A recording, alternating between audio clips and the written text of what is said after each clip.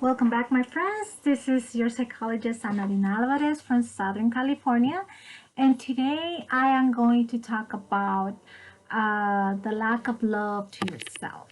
And there are symptoms, and I know that you might think, well, symptoms of lack of love. And yes, actually, I've been talking about different symptoms of before in other videos about depression, about your self-esteem and all these things. But you know what? There's also symptoms of lack of love to yourself. And the reason I want to share this video is because this would be like the starting point so you can start feeling happy about your surroundings, about yourself, about your life.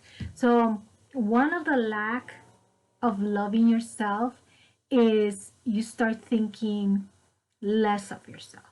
So that's one of the symptoms. I want to make sure you know the symptoms, because usually when you go to the doctor, they always, the doctor will always ask you, so what are you feeling? What are the symptoms? So they can give you a diagnosis, so they can give you medication, so you can treat that, the illness, or you can treat how you're feeling. So in order for you to actually be able to feel good about yourself and love yourself, you need to know where you're lacking, like what symptoms do you need to look for in order to know that you actually need to start loving yourself more.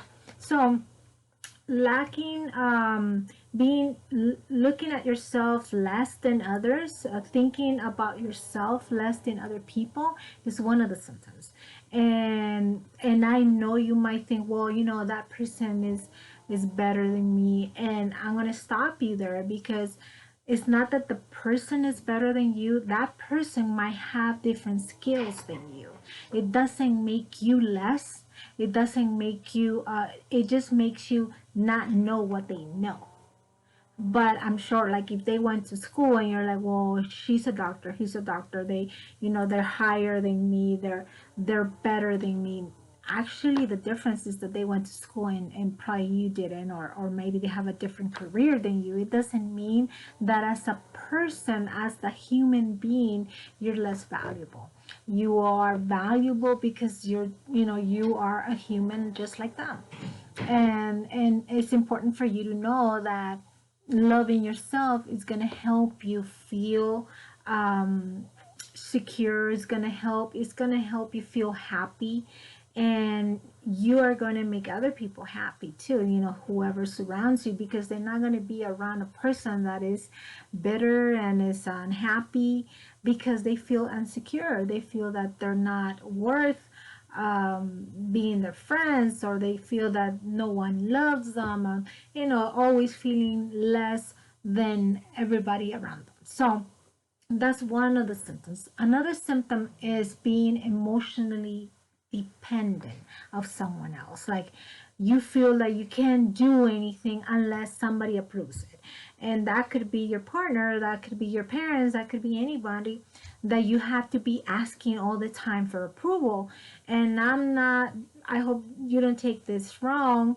I'm not talking about that you're not going to take in consideration what your partner says about a very important decision. I'm talking about emotional things that you can actually do on your own, but you cannot do it because you feel that you need to ask permission, or you need to be okay, but that person needs to give you that okay so you can actually feel good about doing it. That's what I'm talking about. So emotionally dependency, is one of the symptoms that you need to recognize to see, like, wait a minute, does that mean that I'm lacking love for myself? Yes, because you're not feeling secure. You don't feel that you are capable of making decisions that maybe they're very simple, but you're still like depending on the other person emotionally to actually do something. Okay, you are another symptom is you're unsure to do things, and it is connected to the emotional dependence, because you're unsure to do anything. And even if you don't have someone that is going to give you the emotional support, you still feel insecure. You're not, a lot of times you don't take a risk because you feel like, no, I don't think I can do it. You don't believe in yourself. You don't believe you're capable. You don't believe you're good enough. You don't believe that you deserve it, that you don't believe that you deserve to be happy. Sometimes, you know, a lot of people think like, no, you know what, I was born to suffer, and you know, I'll take the cross. And I'm like, what? What are you talking about? Everybody deserves to be happy. Everybody, you know, can be happy if they start by loving themselves. And when we talk about loving yourself, it's respecting yourself. You know, if somebody else doesn't respect you, you have to put those boundaries and say, you know what, no, wait. You either respect me, or something has to happen. But you cannot keep letting other people disrespect you, because then that means you don't even love yourself, because you're letting people step all over you. Okay. You have another symptom is that you have a hard time to say no to situations where you're gonna get hurt, and you know you're gonna get hurt, but you keep pushing it off. You keep not being able to say no. You keep continue taking that hurting, even though you can say no, but you still say yes to those situations that hurt you. So that's also a symptom of lacking of love to yourself, because you're not taking care of you. You're not taking care of your emotions, your mental health. So being letting other people take advantage and hurt you, and you not putting that stop or those healthy boundaries, is also a symptom of lacking loving yourself. Okay. When you don't trust other people, and when you don't trust yourself, well, actually, it starts with not trusting yourself, and then you always doubting of others. So because you don't even trust yourself, how can you trust other people, right? That's why we start with, you have to love yourself in order to love others. And if you don't love yourself, you can't say you love other people. It doesn't make any sense. So you got to love yourself, and you got to trust yourself in order to be able to have some trust on others. And I know that you might say, you know what, every time I trust somebody, people let me down. Well, welcome to this world, you know. We have that all the time. People are always letting us down because they're humans, and some people do it on purpose, some people don't. But you know, we make mistakes all the time. So I told a client this afternoon, and I told her, do not stop expecting people to give you back, or be thankful, or give you back a favor, or do not expect that, because a lot of times when we're expecting that and we don't get it, we get disappointed. And then we're like, oh, I can't trust a person because you were expecting something. So I learned this, I can tell you, not too long ago, maybe 8 months ago. I learned not to expect anything from people anymore, because I've been hurt too much, because I've been expecting someone to be a certain way. I was expecting someone to tell me a certain things. I was expecting someone to be thankful. I was always expecting, and then people letting me down, I'm getting hurt. So I said, you know what, I need to stop getting hurt all the time. And one of the things is to stop expecting people to do what you want them to do. You want them to be thankful. You want them to be nice. You want them to say nice things to you. You need to stop, because you're going to be disappointed. And it doesn't mean that you cannot ever trust anyone. Yeah, you can just be cautious about it. You know, you can't tell the whole world about your personal problems, because it's not very wise to do that.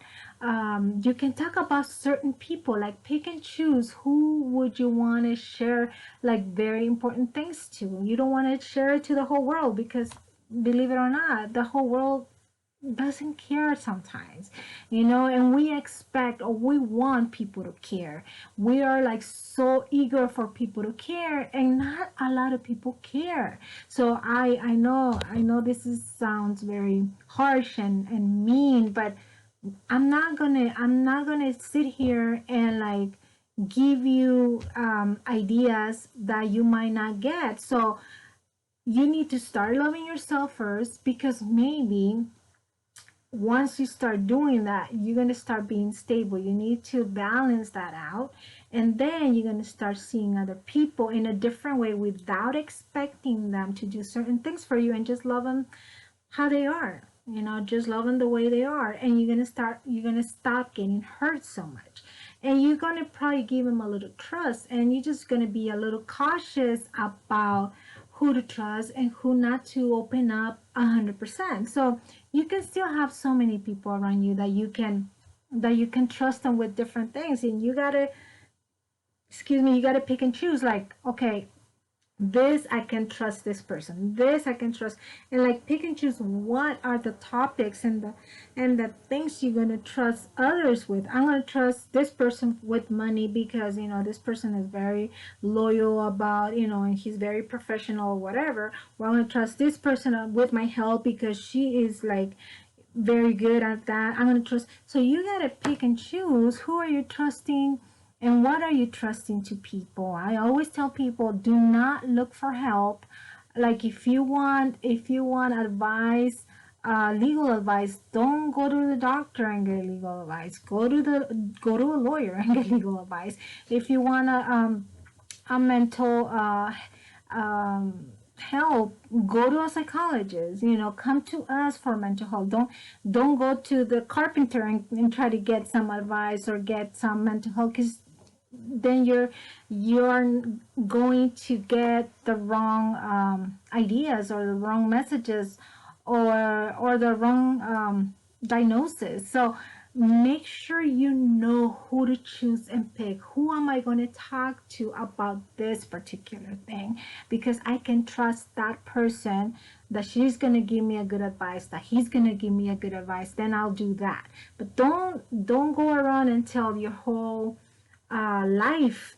Some people put their whole life in Facebook and the internet, and it's like, it's not very wise to do that. So learning to pick and choose is a good idea.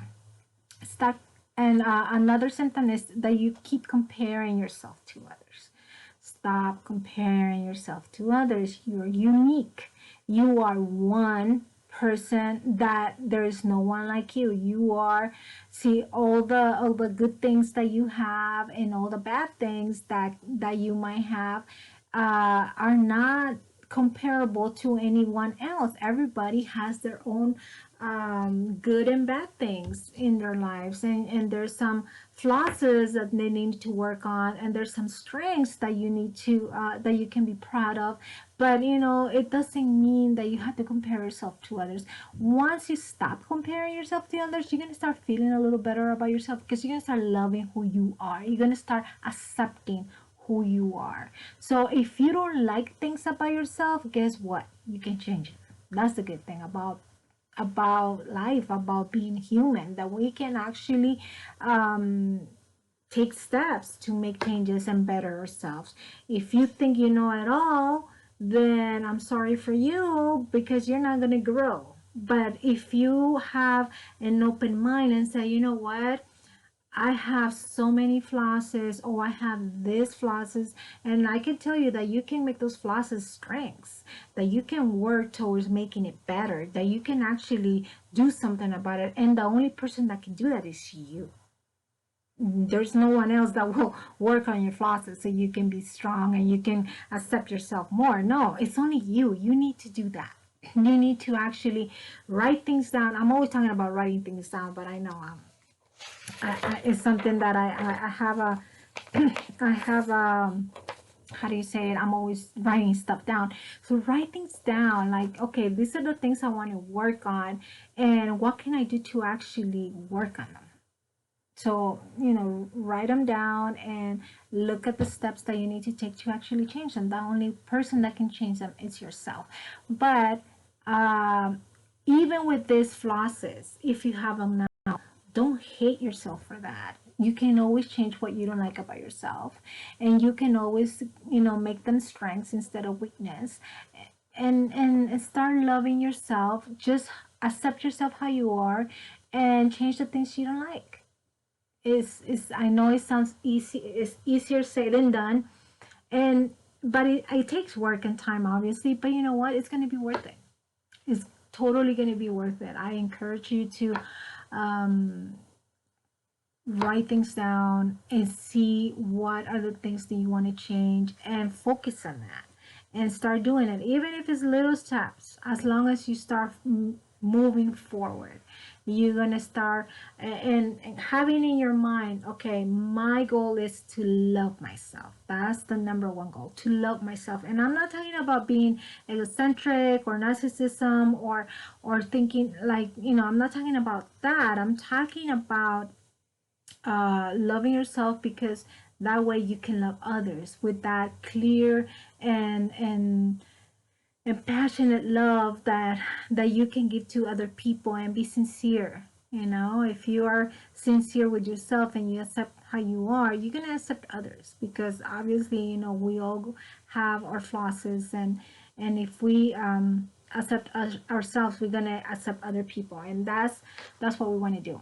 So this is what I wanted to share with you. I hope I was able to give you a little sentence of the lack of love to yourself, and so you can start working on it. And I'll see you in my next video. You keep in touch. Take care. Give me a thumbs up if you like it. If you haven't subscribed, go ahead and do it, and make sure you give me comments of anything that you want me to talk about. I'll do it with all my love and pleasure to give you anything that you have interest on, and any topics that you have an interest on. I'll be keeping in touch. Okay, so you take care and see you next video. This is your psychologist, Ana Dina Alvarez. Bye bye.